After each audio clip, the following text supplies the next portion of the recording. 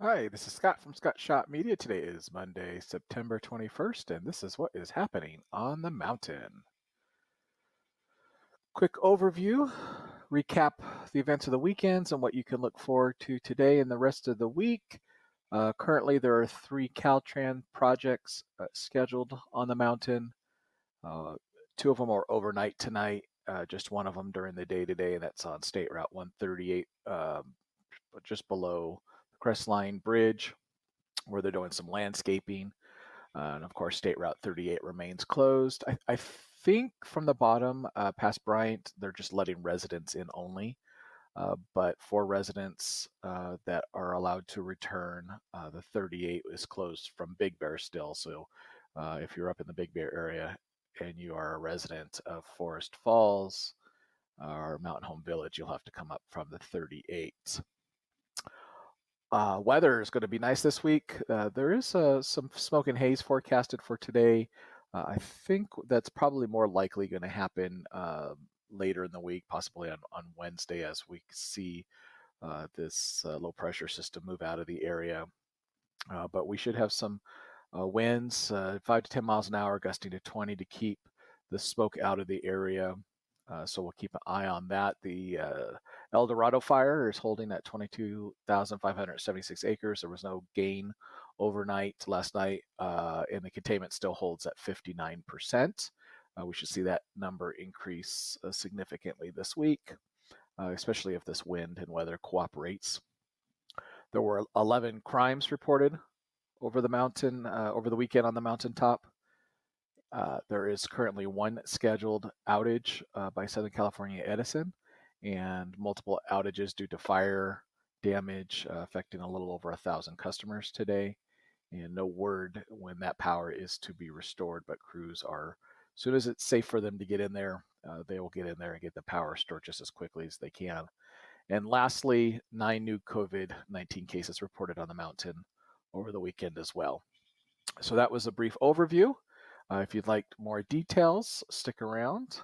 Starting with traffic, there are 4 Caltrans notifications, 3 scheduled closures, and 1 emergency closure. The emergency closure, of course, is State Route 38 due to the fire.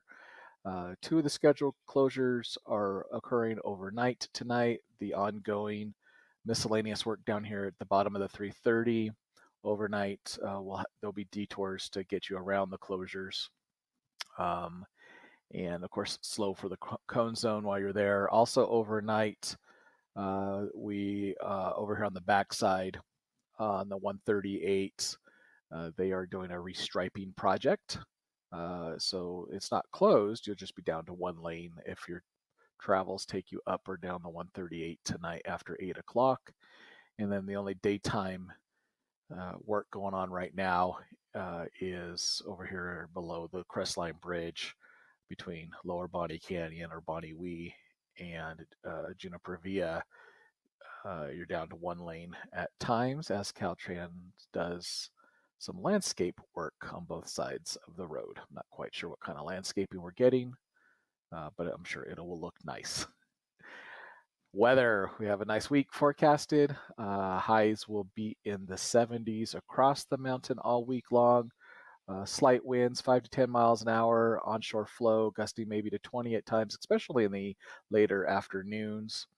Although it has been pretty gusty here in Lake Arrowhead all morning, keeping some of that smoke blown away. So maybe some of this haze combined with a thickening marine layer down the hill and smoke from out of the area fires.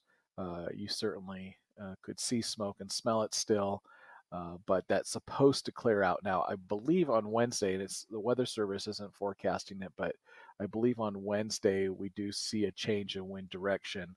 And so that smoke from out of the area fires may actually linger around a little bit longer. So we'll keep you updated as that happens. Right now, we have no Santa Ana winds in our immediate future. That's great news. For the next few days, we'll have the onshore flow continuing in the afternoons, gusting a little bit higher, maybe over the fire, maybe even up to about 20 miles an hour. But that steady wind should keep most of the smoke out of the area, at least for the next couple of days. And speaking of fires, as far as the national predictions go, we remain under a moderate risk of new fire development and fire growth, which is probably average for this time of year. The forest floor remains under extreme fire danger, and all of the restrictions that go along with that, as far as campfires go, open fires, things like that. Not sure the forest closure was set to expire today, and we'll have to get an update to see whether or not they're going to extend that through this week, and or not. But as soon as we hear from the Forest Service, we will let you know. And as far as the outlook goes for the rest of the year, we are at elevated or above average fire risk in Southern California. And that is pretty typical for this time of year, especially because of the potential for Santa Ana winds. No fires reported on the mountain over the last couple of days. Lots of people seeing smoke from the Eldorado Fire, but nothing going on up on the mountain top. Here's what the Eldorado Fire looks like. There was times where it did spot over the 38, which is one of their biggest triggers for adding additional evacuations, but every time it did spot over the highway over the weekend, they were able to quickly put that out. So actually overnight, the fire didn't gain any ground at all. It held overnight 22,576 acres, and it's remaining 59%. In fact, they're so optimistic, they started releasing some resources. So we're down for below 1,000 personnel assigned to this fire. It was up to, I believe, almost 1,400 people on Saturday. So that's always good news. And if you saw all the posts all over the mountain, everyone was so excited to see the new aircraft that's been based out of Big Bear Airport.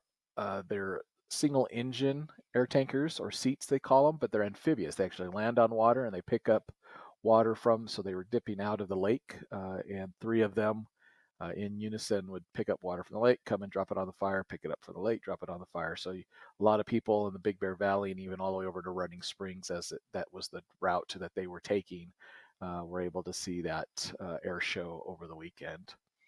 So if you saw those three airplanes all weekend long, that's what was going on. Like I said, the air quality as this wind changes on Wednesday. So this is the map for what it might look like on Wednesday. Some pretty unhealthy air if this smoke doesn't blow out. Right now we have good air quality, but we do expect it in the afternoon, partially because of smoke and particulates, partly because of the ozone, that we should see some unhealthy air. 11 crimes have been reported across the mountain over the weekend, 4 of them on the rim side of the mountain, drunk in public, grand theft from a private residence, person arrested for the possession of controlled substances, and something stolen from somebody's yard or their house as well, all in the Lake Arrowhead and Lake Gregory area. Over in the Big Bear communities, there was a couple of reports of fraud, a couple of DUIs, and a couple of assaults reported over the weekend. Currently, Southern California Edison is reporting one scheduled outage. 12 customers in the Running Springs area are without power until this afternoon. And as crews work to upgrade their power poles, and then there's about 1,035 customers over here in the fire area that are without power today, as crews continue to repair the infrastructure, power lines, power poles, transformers, all of that stuff that was damaged during the fire. So in many cases, especially over here in Angeles Oaks, they'll have to wait till they get some of that stuff taken care of before they'll allow residents to return. Lastly, COVID-19. I have a couple of new graphs to share with you, some new ways of the counties reporting it. But as you can see, we continue on the downward turn.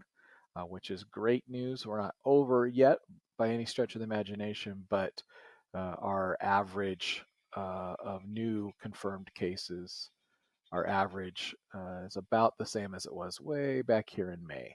So that is the great news. Our death count is about on the same track. There are some days where we're not even reporting any cases across the county, and some days it's just one or two people. So that's been going on for a little over a week now. So that's always a good sign. How does that look as far as the governor's new 4-step process? We are currently in the widespread tier, um, and we have, as of 6 days ago, the numbers have dropped down into the substantial, and we need to be here for 14 days. And if we can remain every day for the total of 14 days, for a total of 2 weeks, then the county will actually enter the substantial risk or substantial threat. And that means things like some movie theaters can open and some indoor dining and things like that. So we are looking on track as long as we can stay within this red for a total of 14 days. Another new graph that we have is the county has broken down the risks by school district.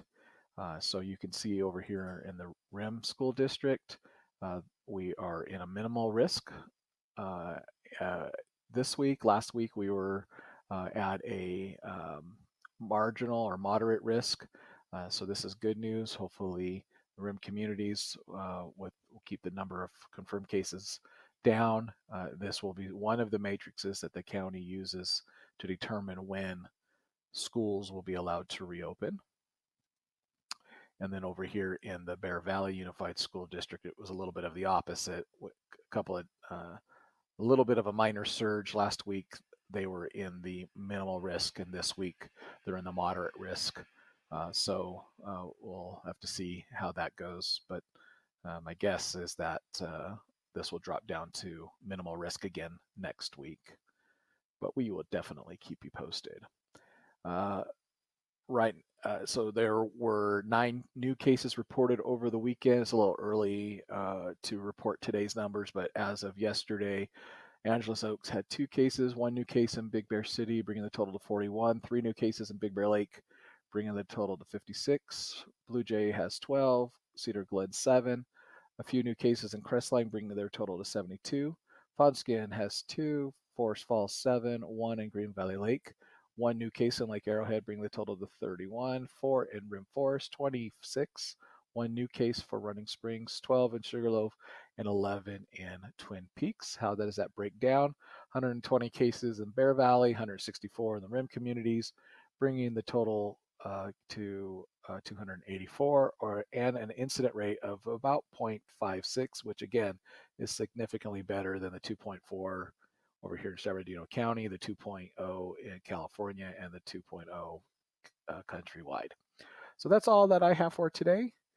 Feel free to like us at What is Happening on the Mountain, text me or email me, or follow along on my other social media channels on YouTube, Twitter, Instagram, and Periscope at Scott Shot Media. Have a great day.